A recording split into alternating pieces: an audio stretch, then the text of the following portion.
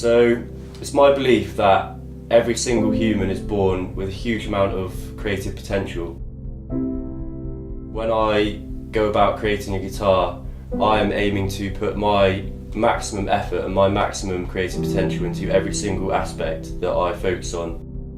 Really, my aim with that is just to create something for somebody that they really want to pick up and they really want to play, and they cannot walk past without just looking at, oh, I've got to play that. I really have to pick that up and play that.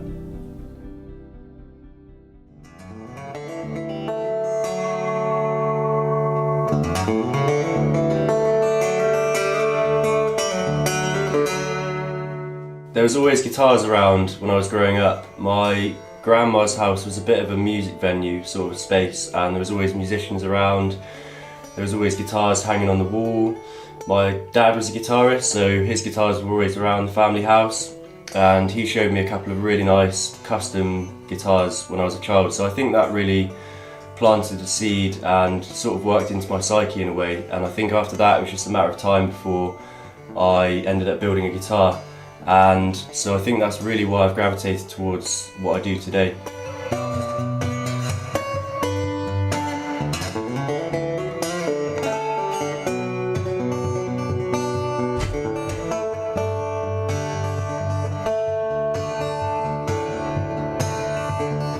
So before I even get my hands on any wood or any materials, there's a collaborative process that goes on with me and the client to get a really definite idea of what it is that they're after, what they're expecting from the guitar and what they're looking for.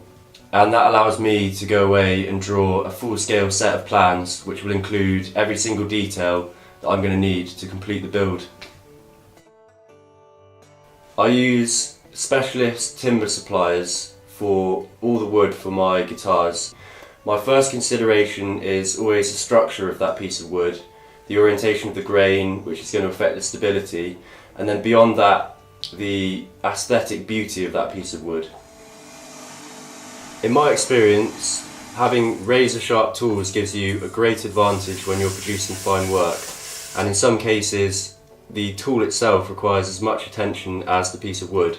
And that's why I sharpen all of my hand tools to 8000 grit.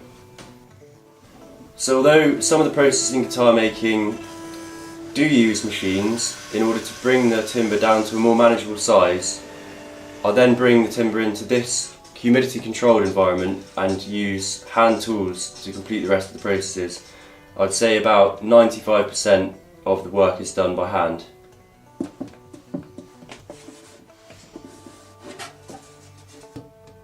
Every component of the guitar performs a specific role in the way the guitar is going to function. So for this reason, I like to pay particular attention to every single part of the build process so that the end product can perform to its maximum.